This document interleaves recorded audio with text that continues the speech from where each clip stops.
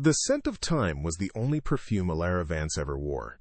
It clung to her fingertips, a delicate blend of decaying paper, brittle leather, and the faint, sweet aroma of archival glue. In the quiet sanctum of her workshop, dust motes danced like tiny ghosts in the slanted afternoon light, illuminating the tools of her trade laid out with surgical precision. At 22, she was a master of mending the broken, of tracing the faded gilt on a forgotten spine and breathing life back into stories that had long gone silent. Her hands, though young, moved with the patient grace of an old soul, carefully suturing a tear in a 19th-century manuscript. She was a keeper of memories, a guardian of other people's pasts, while her own future felt like a blank, unwritten page, carefully preserved but never truly opened.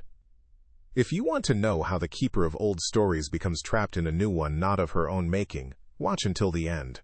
I invite you to subscribe to the channel and comment on where you are watching from. We continue. This quiet dedication was her shield and her cage. Alara Vance was a virgin, not from any deeply held moral conviction or a singular scarring trauma, but through a slow, quiet erosion of self. Her identity had been whittled down over the years to a single, sharp point of duty. Life, with its messy, unpredictable passions, was a luxury she had never been afforded. Romance was a foreign language spoken in the novel she repaired, a beautiful but unintelligible script. She looked upon the world of laughter, of casual touches and whispered secrets, as if through the thick glass of a museum display case, something to be observed and appreciated, but never, ever touched. Her own desires were artifacts, catalogued and stored away in a dusty corner of her heart, too fragile to be exposed to the light. The reason for this profound self-abnegation was contained in a small silver frame on the corner of her workbench. It held the smiling, bright-eyed face of her sister Lily, forever captured in a moment of health before the illness took root.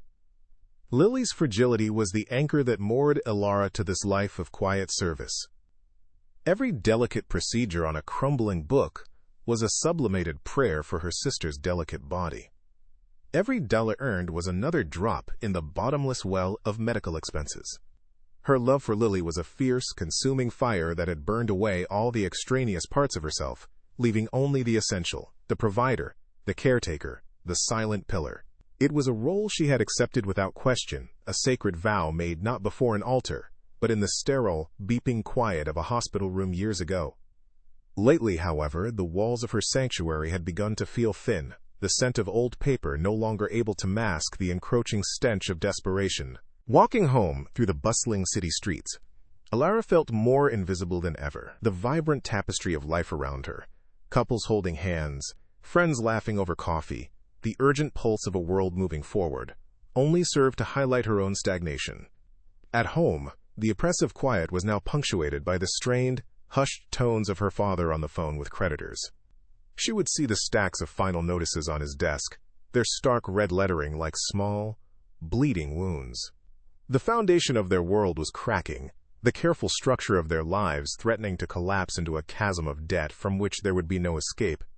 There were moments, rare and dangerous, when she would catch her reflection in the dark glass of a shop window and pause, a stranger looking back at her.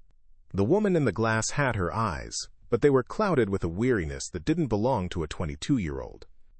In those fleeting seconds, she would remember the ghost of a different girl, one who dreamed of seeing the Italian coastline, of feeling the grit of sand beneath her feet, of creating something wholly her own instead of just mending the creations of others. That girl was now a faded photograph in the album of her mind. She felt like a character in one of her books, her narrative arc dictated by circumstance, her choices preordained by the needs of others.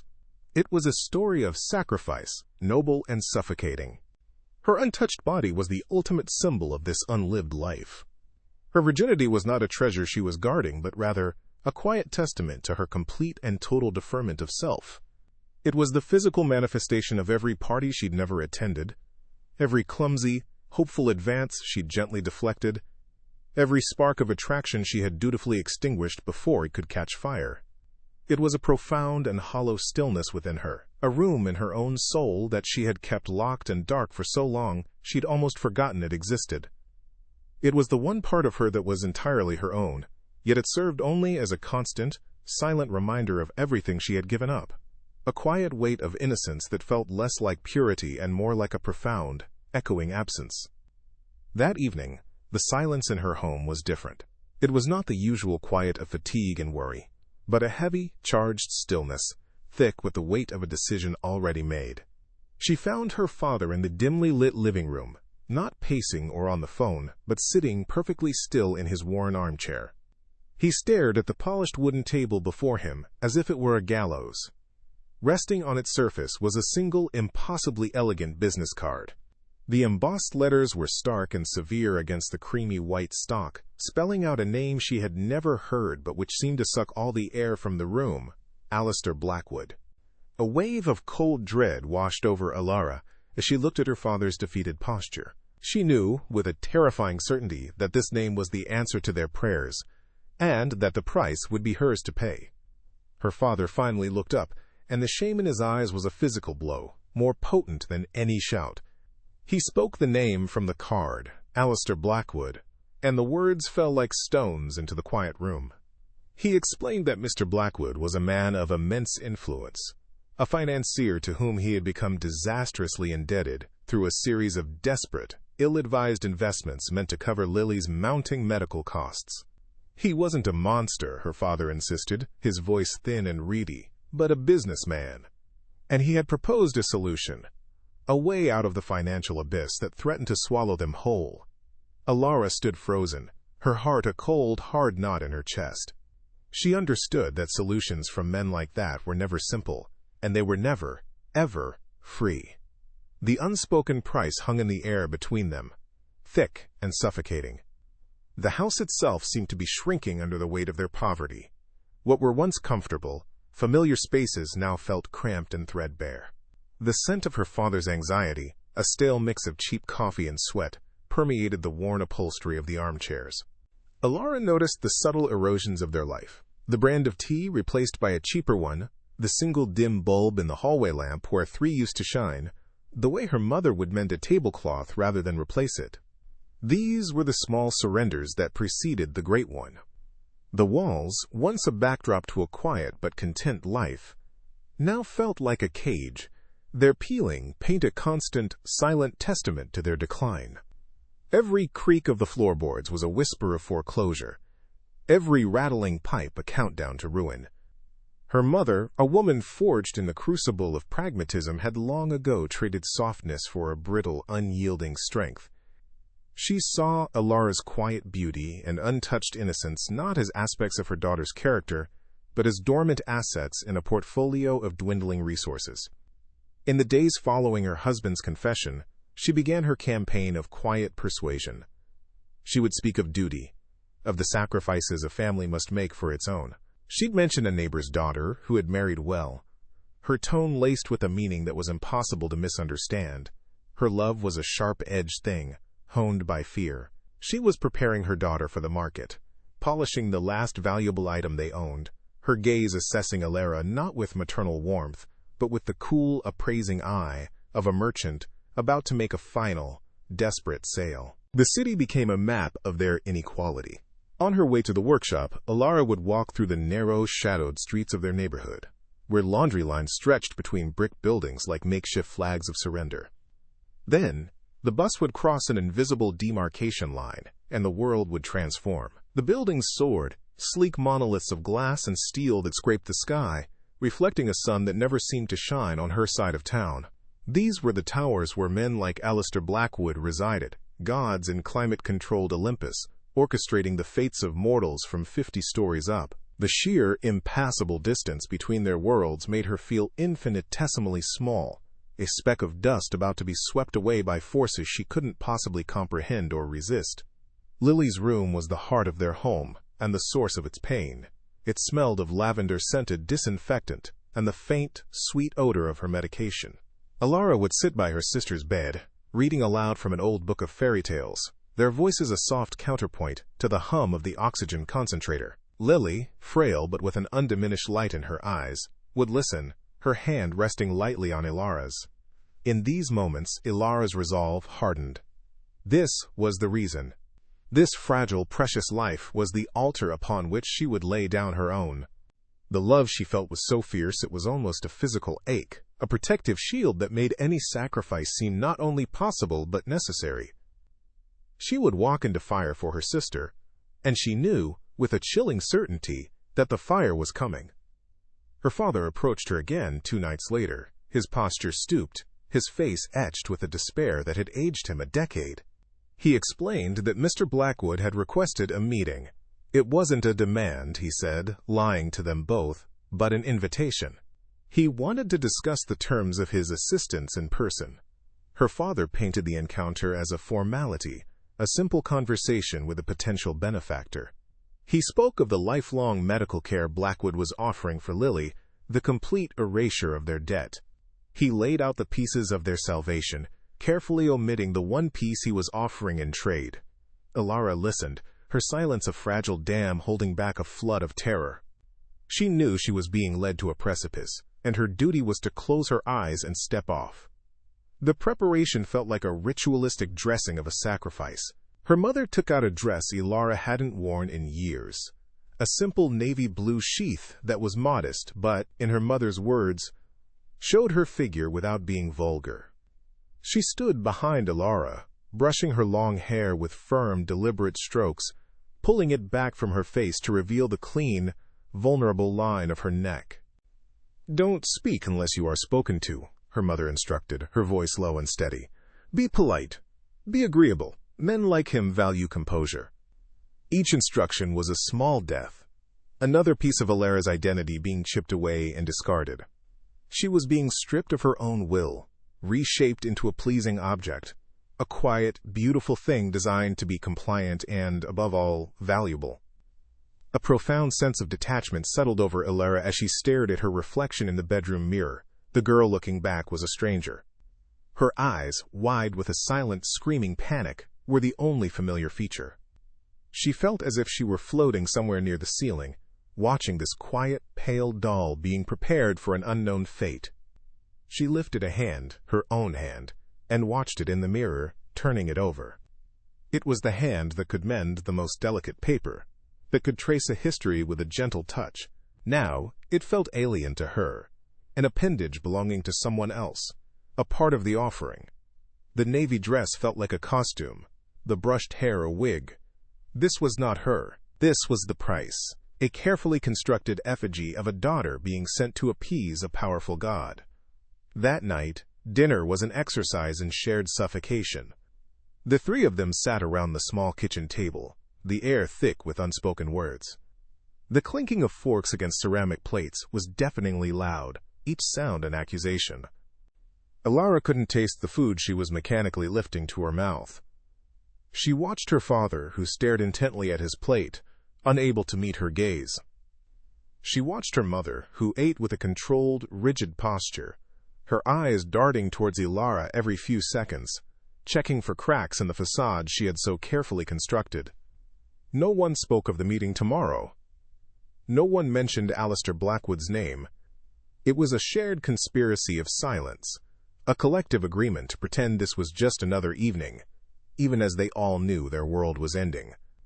Later, alone in her room, Ilara stood by the window, looking out at the distant, indifferent lights of the city's heart. She held a small, leather-bound book of poetry in her hands, its spine worn smooth from years of her touch. She ran her thumb over the frayed edges, a final connection to the life she was about to leave behind. A life of quiet purpose, of dusty sanctuaries and forgotten stories. Tomorrow she would become a character in a new story, one she did not choose and could not control. There was no noble heroine's journey here, only a grim transaction. A profound, hollow resignation settled in her bones. For Lily. For her family. She would go. She would meet him. And she would pay whatever price he asked, erasing herself one page at a time. The car that came for her was a silent, black predator, gliding through the city's grimy streets with an unnatural smoothness that seemed to repel the dirt and noise of her world. Ilara sat stiffly on the buttery leather, her simple navy dress feeling like a pauper's rags in the face of such opulent anonymity. They left her neighborhood behind, crossing invisible thresholds into a realm of manicured lawns and towering hedges that guarded secrets and wealth. The vehicle finally slowed, approaching a set of immense, stark iron gates that swung open without a sound, as if by sheer force of will. Before her, perched on a cliff overlooking a churning gray ocean, was not a house, but a monument to isolation. It was a fortress of glass and steel, sharp angles and cold surfaces, a place where a man could watch the world without ever having to be a part of it. A woman with a face as impassive as the architecture greeted them at the door, her movements economical and silent. The inside of the mansion was even more chilling than the outside. It was a cathedral of emptiness. The soaring ceilings and vast open spaces were designed to inspire awe, but they only felt cavernous and lonely. The air was cool and still, carrying no scent of food or life, only the faint, sterile smell of polish in the sea.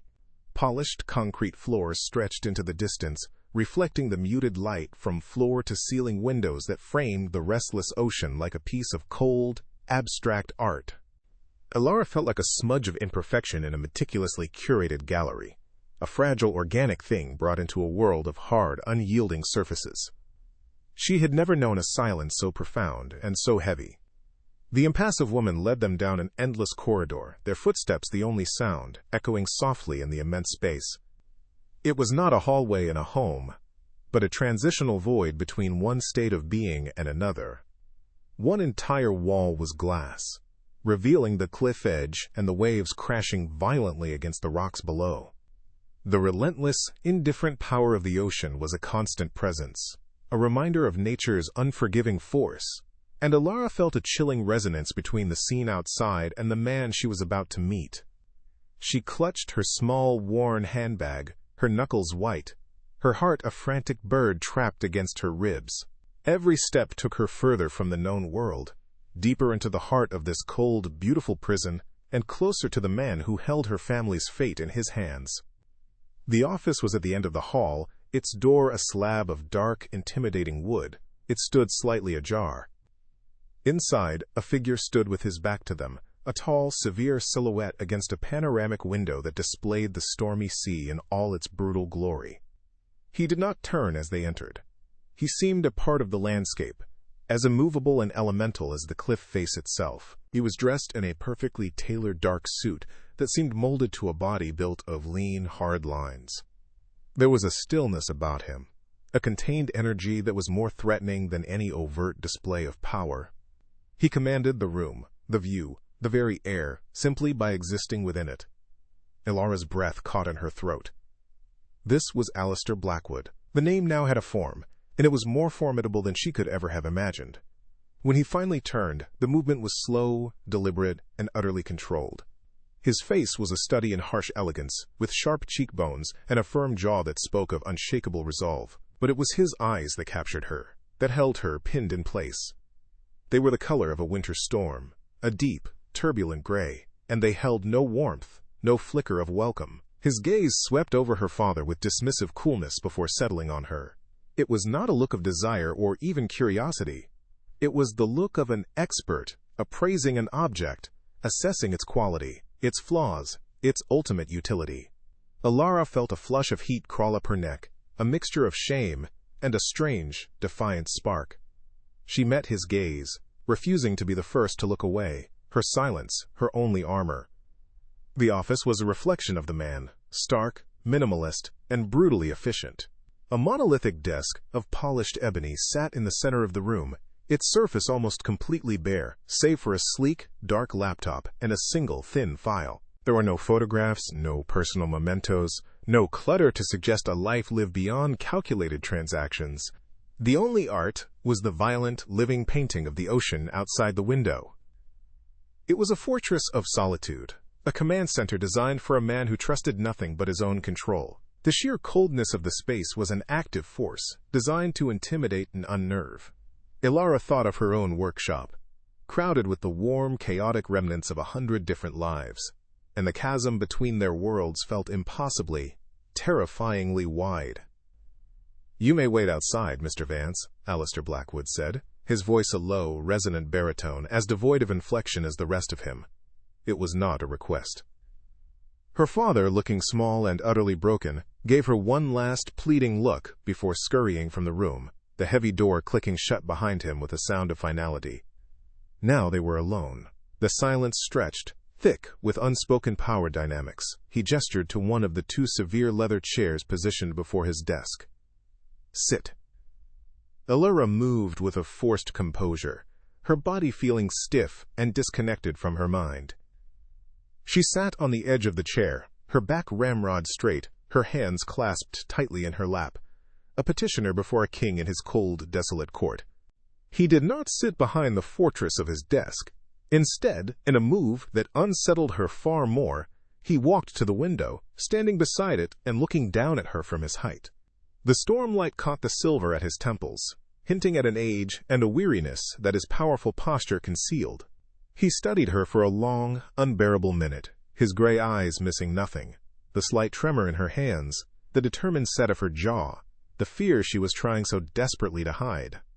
For the first time, Allura saw something flicker in the depths of his gaze, something beyond cold appraisal. It was not kindness, but it was something human. A profound, hollowed-out emptiness, a sorrow so deep and frozen it had become a part of his very bones. It was a wound, and she recognized it instantly. "Your father tells me you restore old things," he said, the words cutting through the silence. The question was so unexpected, so unrelated to the grim business at hand, that it momentarily shattered her defenses. It was a surgeon's probe, designed to slip past her guard and find the person beneath the terrified sacrifice. She swallowed, finding her voice. "Yes," she managed, the single word sounding small and fragile in the vast room. "I repair antique books." She expected a dismissive nod, a return to the transaction. But he remained silent, his gaze still fixed on her, as if weighing the significance of her words, of a life spent mending what time had broken. In that moment, a brief, fragile bridge of understanding seemed to form in the air between them. He gave a single, almost imperceptible nod, a gesture of conclusion. "I have a proposal for you, Miss Vance, one that will solve all of your family's problems." He did not elaborate. He did not need to. The finality in his tone made it clear that her acceptance was a foregone conclusion. He walked her to the door, his presence a physical force she could feel without him ever touching her. As she stepped back into the echoing hallway, she could feel his eyes on her back, a gaze that was no longer just appraising, but possessive. Allura walked away from that room with her heart pounding not just with terror, but with a new, dangerous emotion, a consuming fascination. The man was not a monster. He was a ruin, and she, the restorer of broken things, felt a terrifying magnetic pull toward the wreckage. The first days in the glass fortress were an exercise in self-erasure. Alistair provided her with a key to a walk-in closet that was a shrine to his late wife, Isabella. It was a museum of a life interrupted, filled with elegant silk dresses, cashmere sweaters, and shoes that had walked on foreign shores Allura had only read about. The fabrics felt alien against her skin, imbued with the faint, ghostly scent of a perfume she did not know and a confidence she did not possess. Each morning she would choose an outfit, a costume for the day's performance, and in the mirror she would see a fractured image, her own frightened eyes looking out from the shell of another woman. This was not a sacrifice of the body, as she had prepared for, but a slow, methodical dismantling of her soul, piece by agonizing piece. Her tutorials were conducted in solitude, in a sterile media room dominated by a massive screen. Alistair had left her a tablet filled with hours of home videos. She watched Isabella laugh, her head thrown back in genuine joy on the deck of a sailboat.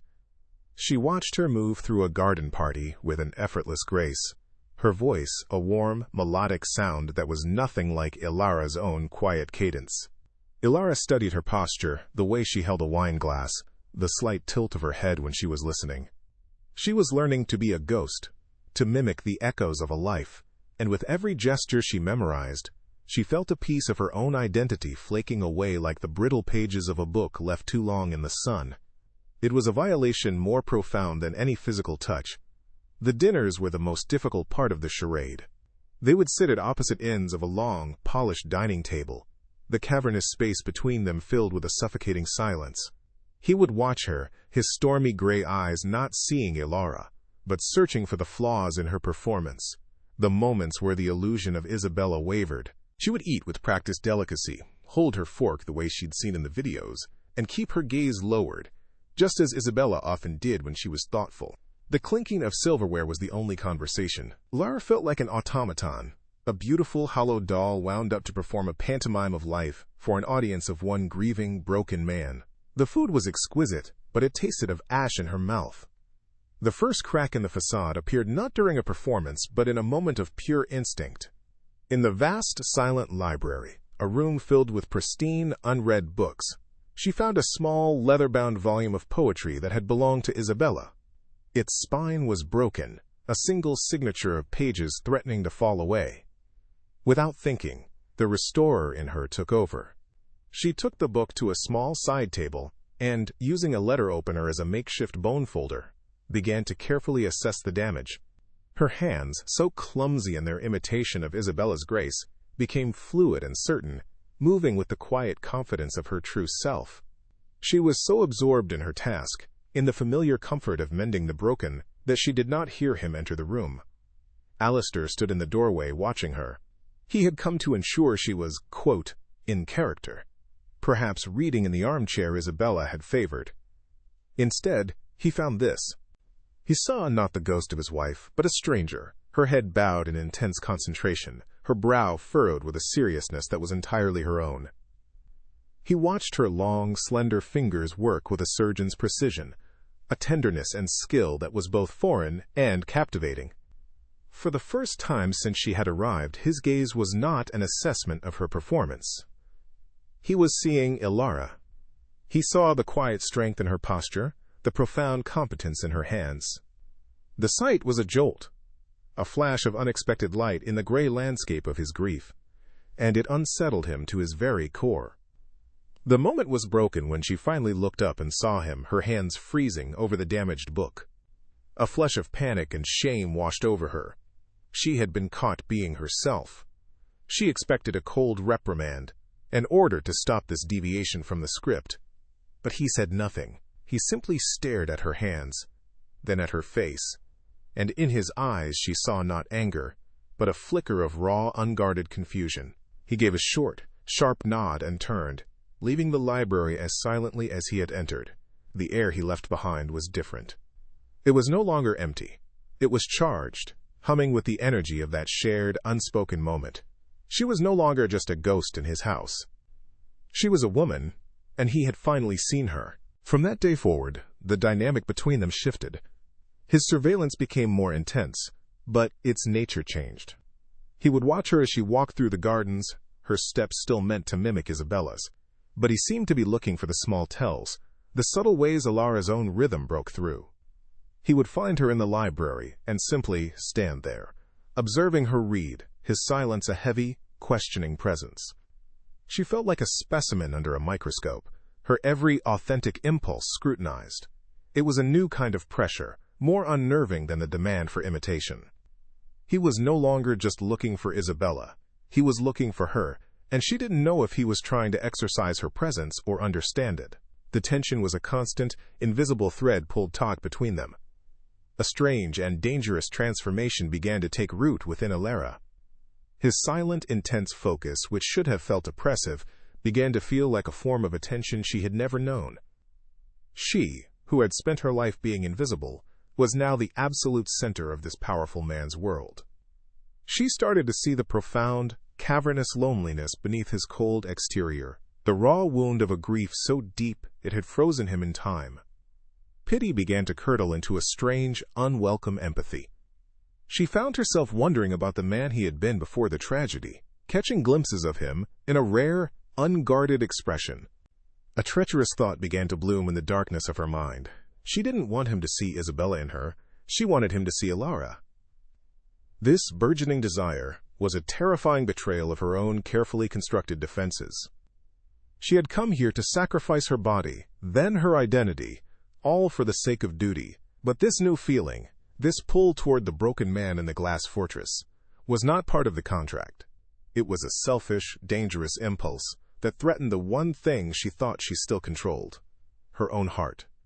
She had spent her entire life avoiding the messy complications of desire, channeling all her passion into her work and her love for her sister. Now, in this sterile prison, it was rising in her like a fever. She was beginning to crave a genuine touch, a real conversation, a look that was not an assessment but an acknowledgement of her existence. The dilemma tore at her. To cede to this feeling was to lose herself completely, to become entangled with the very man who was paying to erase her. It felt like the ultimate submission.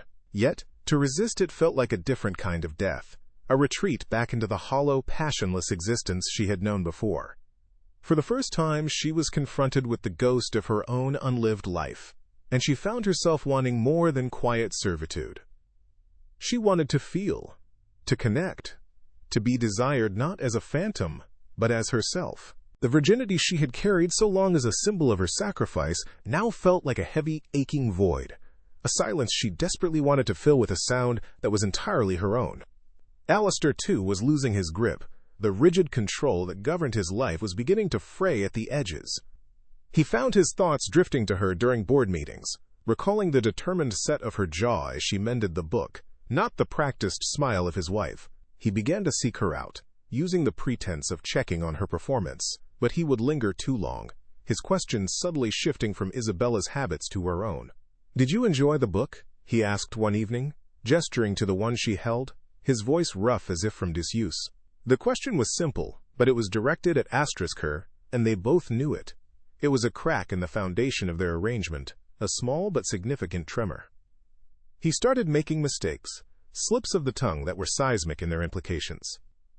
During one silent dinner, as she reached for a glass of water, a movement that was entirely her own, he spoke her name, a low, quiet sound that seemed to shock him as much as it did her.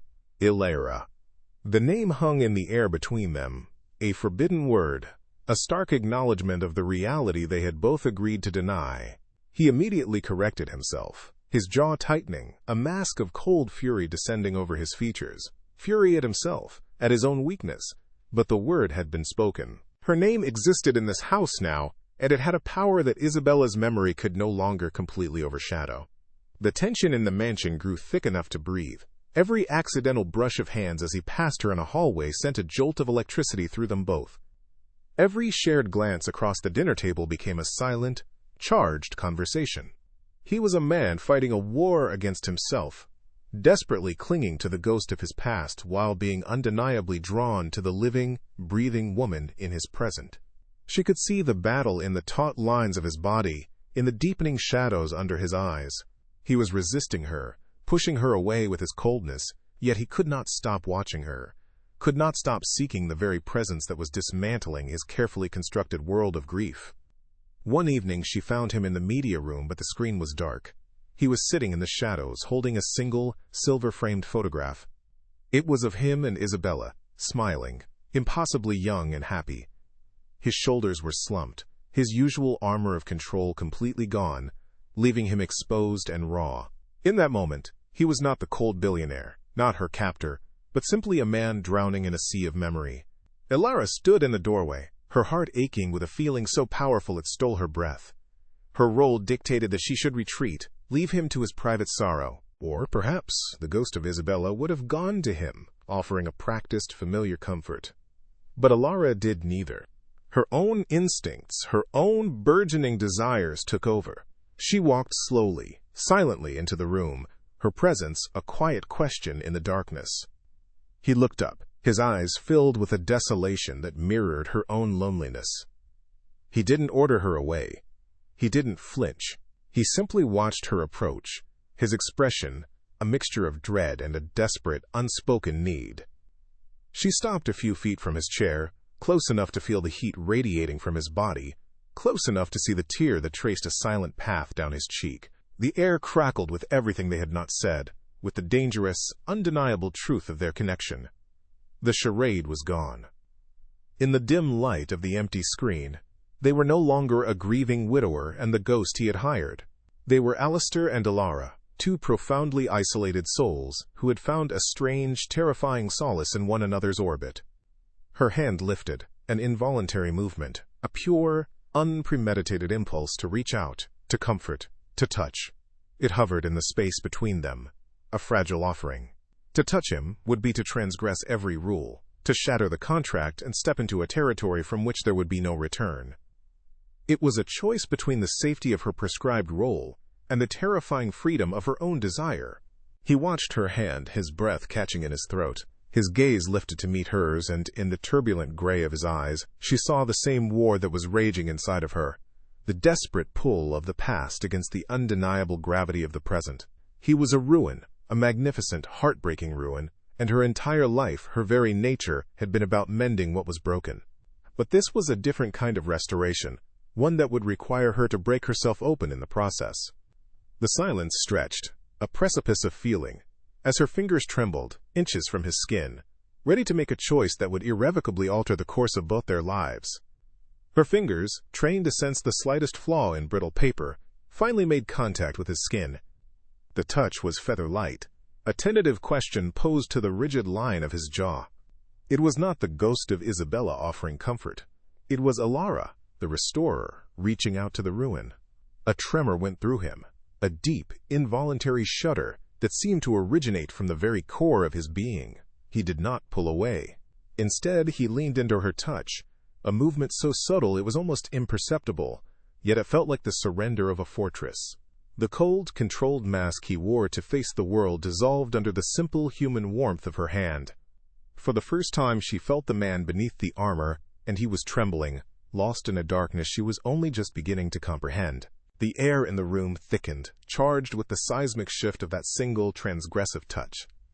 He turned his head slowly, his stormy gray eyes locking with hers. The desolation she had seen before was still there, but now it was raw, liquid, no longer frozen behind a wall of ice. The single tear had been a precursor to a flood of feeling held back for years, and he was drowning in it. His gaze was a maelstrom of conflicting emotions, shame at his weakness, a desperate gratitude for her presence, and a raw, aching need that stripped away all pretense of power. In his eyes, she saw the reflection of her own profound loneliness, a mirror image of a soul that had also been kept under lock and key. He was seeing her, truly seeing Alara, not as a phantom or a contract, but as the one person who had dared to touch the wound he thought was fatal, and had not recoiled in horror. A wave of feeling so powerful it was almost painful crashed over Alara. It was a terrifying cocktail of pity, desire, and a strange, fierce possessiveness. The contract, her family's debt, the ghost of Isabella, it all burned away in the heat of this moment, leaving only the two of them, suspended in the silent, charged air of the dark room. To touch him was a betrayal of her duty, a violation of the unspoken terms of her servitude. But to pull away now felt like a betrayal of something far more essential, the undeniable truth of her own heart. She had spent a lifetime mending the broken things of others, while her own soul remained untouched and unexamined. Now, standing before this magnificent, shattered man, she understood that some things could not be mended from the outside. They had to be broken open first. It was not a conscious decision but a surrender to a gravitational force that had been building between them for weeks. She moved closer, the space between their bodies collapsing until she could feel the frantic, uneven rhythm of his heart against her own. He lifted a hand, his fingers tangling in her hair with a desperate, clumsy urgency that belied his usual icy control. He was not the powerful Alistair Blackwood, financier and tyrant. He was just a man, starved of contact, of comfort, of anything real in his self-imposed prison of memory. He lowered his head, and she tilted hers up to meet him, her eyes fluttering closed as she braced for the impact, for the final, irrevocable step off the cliff into an unknown and terrifying new world. This was her choice, her transgression, her first truly selfish act, and it felt like breathing after a lifetime of holding her breath. The kiss was not what she had imagined. It was not the bruising, possessive kiss of a powerful man taking what he had paid for. It was a kiss of desperate, shared solitude. His lips were not hard and demanding, but shockingly soft, cold from the room's chill, and tasted faintly of salt and solitude. It began with a hesitant, questioning pressure, a search for absolution, before deepening into something raw and ravenous with years of unspoken grief and loneliness. She responded with an equal, surprising hunger, the quiet, dormant passions of her own unlived life rising to meet his. Her arms wrapped around his neck, pulling him closer, her untouched body awakening in a blaze of feeling that was both terrifying and exquisite. It was a kiss that broke things. Promises, contracts, and the fragile walls they had both built around their hearts. When they finally broke apart, the air they gasped for was new, charged with the impossible thing they had just done. They remained entwined in the darkness, foreheads resting against each other, the silence no longer empty, but vibrating with the aftershock. The silver frame with the photograph of Isabella lay forgotten on the floor, its glass cracked. It was a potent, unintentional symbol of their transgression. They had not just broken a rule, they had shattered a sacred relic, desecrating the very foundation of their arrangement. Ilara could feel the unsteady beat of his heart against her chest, a frantic tempo that matched her own. There was no going back. The ghost had been exorcised by the raw, undeniable reality of a living, breathing touch, and they were left to face the consequences in the ruins. He spoke her name again. Ilara. But this time it was not a mistake. It was a prayer. A whispered confirmation of her existence. His voice was a raw, broken thing, stripped of its usual authority. "I'm sorry," he rasped, the words torn from a place of profound shame. "This was not the agreement. I never meant to." He couldn't finish the sentence, couldn't articulate the sheer magnitude of his failure to maintain control. He, the master of his universe, had lost command of the one thing that mattered most, the carefully curated sanctuary of his own grief. She had breached his defenses not with force, but with a quiet empathy that had proven to be the one weapon against which he had no shield. He was exposed, vulnerable, and utterly at her mercy. "I thought I could preserve her," he confessed into the darkness, his voice thick with a sorrow so deep it seemed to have no bottom. "I thought if I could just recreate the world we had, she wouldn't truly be gone, but all I did was build a tomb and lock myself inside with her ghost." His confession was the final act of surrender, the ultimate revelation of his vulnerability. He was admitting the madness of his plan, the profound, soul-crushing failure of his attempt to stop time. "You were supposed to be a part of that ghost," he whispered, his grip tightening in her hair. "But you are too alive. You are too real." The words were a validation of her entire being, a recognition that she could not be erased, and they broke the last of her own defenses. A profound and overwhelming tenderness washed over Ilara, extinguishing the last embers of her fear. This was not about desire anymore, or transgression, or even love. It was about connection, about two broken souls finding a fragile anchor in one another in the middle of a storm.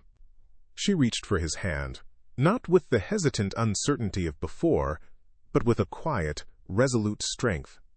Her fingers interlaced with his, a silent promise. She was no longer the paid performer, the sacrificial lamb, or the vessel for another woman's memory.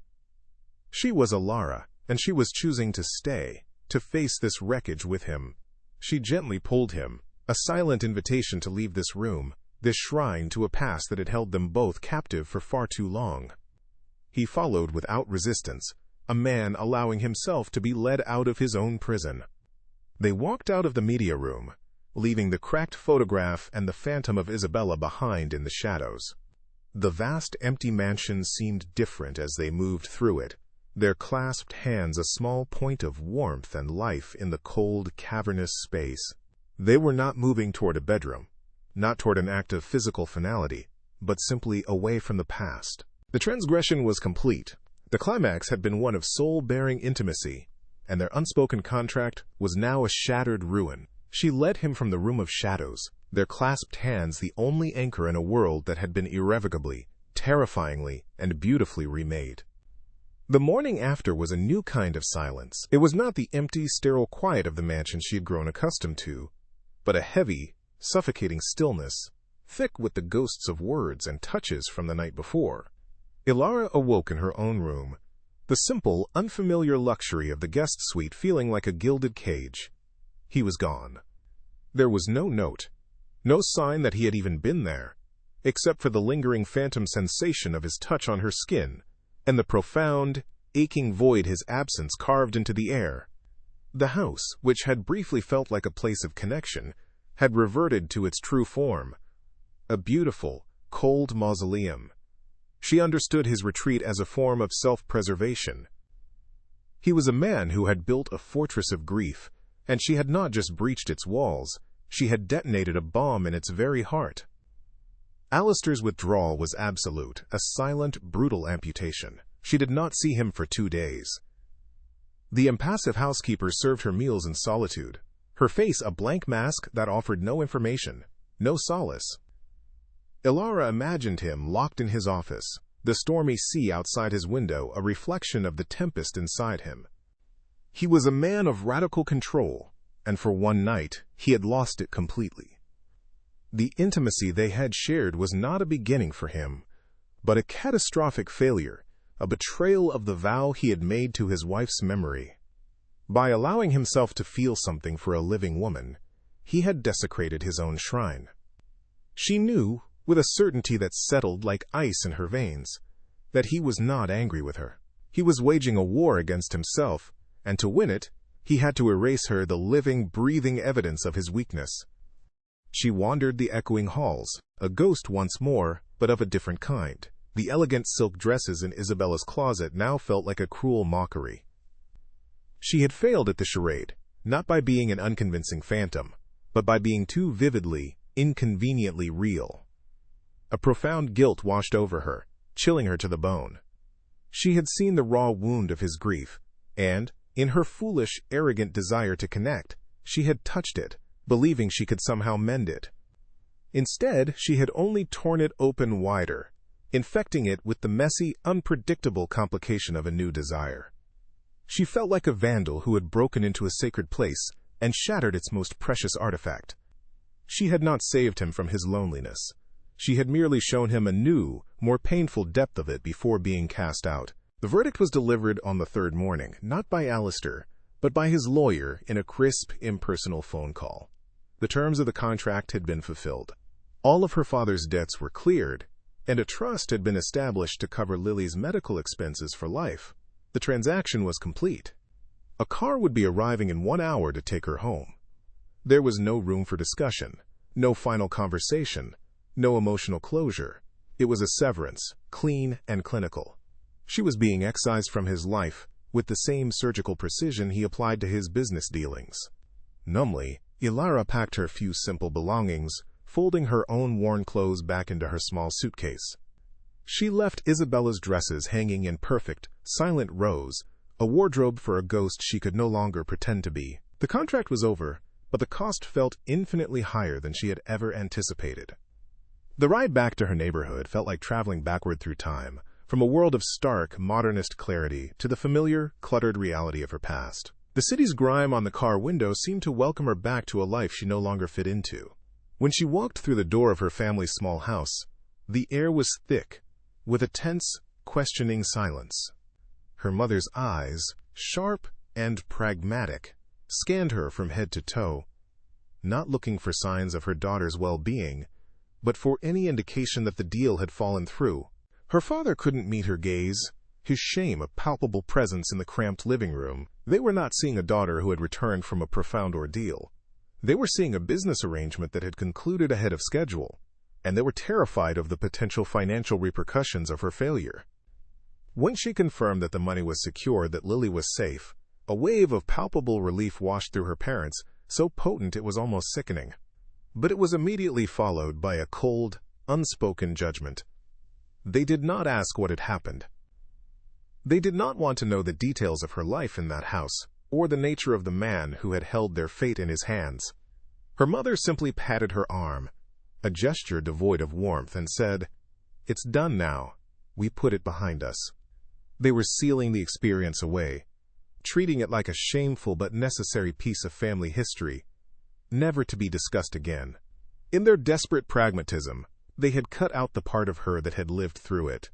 She had never felt more utterly, devastatingly alone than she did in that moment, surrounded by the very family she had sacrificed everything to save. Returning to her workshop was no longer a comfort. The familiar scent of decaying paper and archival glue, once her sanctuary, now smelled of stagnation, of a life paused. The quiet that had once been a peaceful refuge now felt like a crushing void, amplifying the echoes of Alistair's voice. the memory of his touch. She picked up a 19th-century novel with a broken spine, her fingers tracing the faded gilt lettering. Her hands, once so sure and steady in their purpose, now trembled slightly. She tried to lose herself in the delicate, precise work of mending, but the phantom sensation of his jawline beneath her fingertips, the memory of his hair tangled in her fingers, was a constant haunting distraction. The craft that had been the center of her universe now felt like a collection of meaningless gestures, a pale imitation of the one time she had dared to touch something truly, irrevocably broken. In the quiet, lonely hours spent among her silent books, a new feeling began to surface amidst the wreckage of her guilt and sorrow. It was a small, defiant flicker of strength. She replayed the moment in the dark media room, her decision to reach out and touch him. It had not been a moment of weakness or submission. It had been a choice, the first truly sovereign act of her life, born not of duty or sacrifice, but of her own complex, undeniable will. She had not been a passive object in his narrative. She had been an agent of chaos who had altered its course. That realization was a terrifying liberation. The girl who had left this workshop was gone forever. In her place was a woman who understood the immense, terrifying power of her own desire. A woman who had broken a contract and, in doing so, had finally begun to write her own story. She found herself searching for his name online, a compulsive, self-destructive ritual. The financial news was filled with his latest conquests. Blackwood Capital had initiated a hostile takeover of a major competitor. He was described as, quote, quote, quote, a quote, quote, quote, unrelenting, a quote, quote, quote, quote. She saw a recent photograph of him leaving a boardroom, his face a mask of cold, impenetrable stone, his gray eyes colder than she had ever seen them. He was burying himself in the only way he knew how, channeling his emotional chaos into a controlled, calculated campaign of corporate destruction. He was rebuilding his fortress wall by wall, transaction by transaction, ensuring no one could ever get close enough to see the ruins within again. He was suffering in his glass cage on the cliff, haunted now not by one ghost but by two. One evening, Alara stood at her small window, looking out at the distant, glittering towers of the city where he lived. The ache of his absence was a constant, physical presence, a hollow space in her chest. But it was no longer just an ache of loss. It was mingled with a strange, resilient hope. She had touched the wreckage of a man and had survived the ensuing storm. She had been sent away, but she had not been destroyed. Something fundamental had been awakened within her, a strength she never knew she possessed. The physical contract was over, the transaction complete. But the unspoken bond forged in that dark room remained, a fragile, invisible thread stretching across the city. His retreat was not an ending. It was a consequence, a painful pause in a story that felt terrifyingly, thrillingly unfinished. Months passed, a quiet procession of days that slowly buried the sharp edges of memory under a soft blanket of routine. Winter descended upon the city, its chill a familiar comfort to Ilara. She had found a new rhythm in her workshop, a fragile but resilient peace. She was no longer just a mender of other people's stories. She had begun creating her own. Small, exquisite miniature books, their pages filled with her own charcoal sketches of the city's forgotten corners, now lined a shelf above her workbench. They were an act of pure creation, a testament to the woman who had emerged from the ruins of that unspoken contract. She still thought of him, of course, a phantom presence in the quiet hours, but the thought was no longer a fresh wound. It was the dull, persistent ache of an unfinished sentence in a book she had finally learned to put down. One afternoon, as heavy snow swirled outside her window, silencing the city, a courier arrived. He held a flat, rectangular package, wrapped in simple, unadorned brown paper. There was no return address, only her name and the workshop's address printed in a severe, typed font. Her heart, which had finally learned a steady, even beat, gave a violent lurch, a frantic rhythm she recognized with a jolt of fear and something akin to hope. Her hands, now so confident in their own creative purpose, trembled as she signed for it. She brought the package inside, the cold seeping from it into her skin. She placed it on her workbench in a single pool of warm light and stared at it. It was an artifact from a buried life, a potential explosive in the quiet sanctuary she had so painstakingly rebuilt. With a deep, steadying breath, she took her sharpest paring knife and carefully sliced the twine. The brown paper fell away to reveal a box. Inside, nestled on a bed of dark velvet, was a book. Her breath caught in her throat, a sharp, painful gasp. It was Isabella's small, leather-bound volume of poetry, the one with the broken spine she had tried to mend in his library. But it was no longer broken. The book had been flawlessly restored by a master's hand, the spine seamlessly reinforced, the torn pages mended with tissue so fine it was almost invisible. The repair was an act of profound respect, a quiet miracle of craft that spoke a language only she could understand. It was an apology, an acknowledgement, and a eulogy, all bound together in silence. The scent of new leather and old paper, of memory and absolution, filled the small workshop. Her fingers, shaking now, opened the cover. She half expected it to be empty, the book itself being the entire message. But tucked inside the front flyleaf was a small, stiff card of impossibly fine quality. On it, in the stark, severe black ink she recognized as his handwriting, were only 4 words. Not an apology, not a plea, not a confession of love, but something far more potent and freeing. It simply said, "For the new beginning." It was a release. He was not asking her to return to his story. He was acknowledging that she had forced him to start a new one of his own. By setting the memory of his wife right, by mending the broken artifact of his grief, he was finally, truly letting her go, and in doing so, he was giving Ilara back the authorship of her own life. A single tear, hot and cleansing, fell onto the creamy card, blurring the ink of the final word. It was not a tear of sorrow for what was lost, but of a deep, resonant gratitude for what had been found within herself. The invisible thread that had stretched across the city, pulled taut with pain and longing, finally went slack. It had not been severed, but transformed into something gentler, a bond of mutual recognition, a shared history of wreckage that had, against all odds, led to separate, quiet healings. She held the restored book to her chest, its smooth leather a comfort against her heart. It was a symbol not of a failed romance, but of a profound, life-altering connection that had finally found its proper, respectful distance. She was whole, not because he had fixed her, but because he had broken her open. Outside her workshop window, the snow continued to fall, blanketing the old city in a clean white silence, offering a fresh page for everyone. The future was an unwritten book, and for the first time in her life, Ilara felt the thrill, not the fear, of its beautiful, terrifying blankness. She was the restorer, but she was also the creator now, and her greatest work was only just beginning. The story of what happens next, of whether their paths might one day cross again on entirely new terms, is one that only time can write. If you have felt the weight of their journey and wish to explore more stories of profound connection, I warmly invite you to subscribe, like, share, and tell us in the comments what this ending meant to you.